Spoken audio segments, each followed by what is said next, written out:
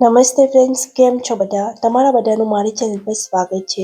આજે આપણે એક સરસ મજાનો નાસ્તો બનાવીશું જે ચા સાથે એકદમ જ ટેસ્ટી લાગે છે.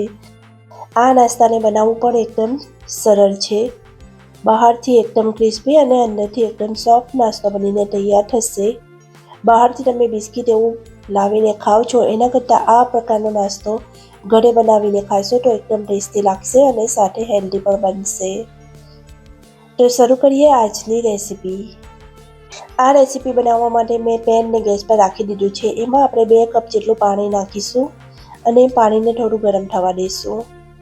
પહેલાં તો 1 ચમચી જેટલું ઘી એડ કરીશું.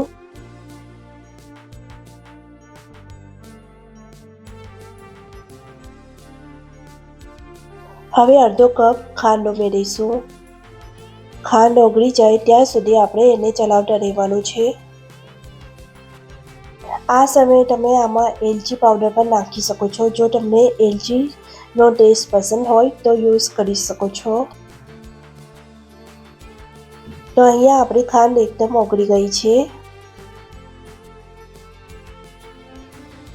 ફ્રેન્ડ્સ, તમે મારી ચેનલ પર પહેલી વાર આવ્યા હોય તો ચેનલને સબસ્ક્રાઈબ જરૂર કરજો. હવે આપણે 1 પિંચ જેટલો બેકિંગ સોડા નાખીશું અને સાથે જ થોડું મીઠું નાખીશું. મીઠું નાખવાથી આ રેસીપી એકદમ ટેસ્ટી લાગશે. મીઠી વસ્તુમાં આ રીતે થોડું મીઠું નાખીએ તો એકદમ ટેસ્ટી બનીને તૈયાર થાય છે. હવે આપણે 1 કપ જેટલી સૂજી લીધી છે. તેને ધીરે ધીરે કરીને આમાં એડ કરીશું અને ચલાવતા રહેવાનું છે. સારી રીતે આને મિક્સ કરી લેવાનું છે. હવે આપણે આમાં અડધો કપ જેટલો મેંદો પણ ઉમેરવાના છે. તો અહીં મેં અડધો કપ મેંદો લીધો છે અને મેંદાને ચાળીને લેવાનો છે. મેંદાને પણ આ રીતે મિક્સ કરી લેવાનું છે સારી રીતે. અને આપણે જે ભાખરીનો લોટ બાંધીએ છીએ એ રીતનો લોટ બનીને તૈયાર થઈ જશે. ગેસની ફ્લેમને અહીંયા બંધ કરી લેવાની છે. તો તમે જોઈ શકો છો આ રીતે લોટ તૈયાર થઈ ગયો છે. હવે આપણે એને એક બાઉલમાં કાઢી લઈશું. આ મિશ્રણ હજુ થોડું ગરમ છે તો આ રીતે ચમચાથી થોડું ચલાવી લેવાનું છે. હવે આ રેસીપીમાં આપણે બીજી પણ વસ્તુ ઉમેરવાના છે. મિશ્રણ થોડું ઠંડુ થઈ ગયું છે તો 1/4 કપ જેટલું આપણે નારિયેળનો પાવડર નાખીશું અને 2 ચમચી જેટલા સફેદ તલ એડ કરીશું. હવે આ બધી વસ્તુને સારી રીતે મિક્સ કરી લેવાનું છે. હવે આપણે આ ડોને સારી રીતે મિક્સ કરી લઈશું. આ લોટને વધારે પડતો નરમ નથી કરવાનો, થોડો કઠણ જ લોટ બાંધીને તૈયાર કરવાનો છે.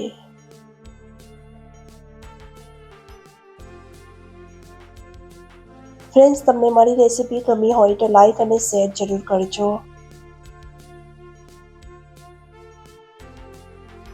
હવે આપણે આના લુવા બનાવી લઈશું. રોટલીનો લુવો આપણે બનાવીએ છીએ એ રીતના મેં લુવા બનાવીને તૈયાર કર્યા હતા. તો આ રીતનો લુવો બનાવી લેવાનો છે. એને થોડું ગોળ કરીને આ રીતે ચપટું બનાવી લેવાનો છે. ટીકી જેવો શેપ આપીને તૈયાર કરી દેવાનો છે. તો બધા જ નાસ્તાને આ રીતે તૈયાર કરી લેવાનો છે. એક રીતની બિસ્કિટ બનીને તૈયાર થશે પણ આ સોફ્ટ બનીને તૈયાર થશે. તેલને મેં ગરમ થવા માટે મૂકી દીધું હતું. તેલ સરસ ગરમ થઈ ગયું છે. હવે આપણે આને આમાં એડ કરી દઈશું. જ્યારે આ નાસ્તાને તમે તેલમાં મૂકો ત્યારે તેલ સારું ગરમ હોવું જોઈએ. જો એ ઠંડુ હશે તો આ નાસ્તો અંદર છૂટી શકે છે. એટલા માટે તેલને સારી રીતે ગરમ કરી લેવાનું છે. હવે મીડિયમ ફ્લેમ પર આપણે આને સરસ તળી લઈશું. 7 થી 8 મિનિટમાં આ નાસ્તો એકદમ પરફેક્ટ તળાઈ જશે.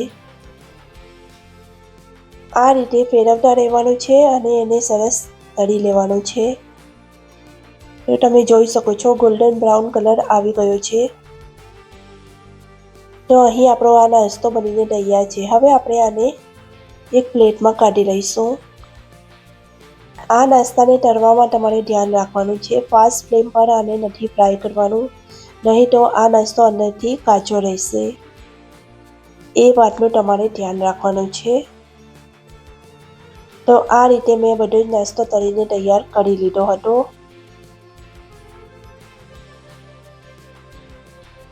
ફ્રેન્ડ્સ, તમે પણ આ રેસીપીને એકવાર જરૂર ટ્રાય કરજો. તમને પણ આ રેસીપી જરૂર ગમશે અને આ નાસ્તાને તમે 2 થી 3 દિવસ સ્ટોર કરીને ખાઈ શકો છો. ફ્રેન્ડ્સ, તમને આ મારી રેસીપી ગમી હોય તો લાઈક અને શેર જરૂર કરજો અને મારી ચેનલ પર પહેલીવાર આવ્યા હોય તો ચેનલને સબસ્ક્રાઈબ પણ કરી દેજો.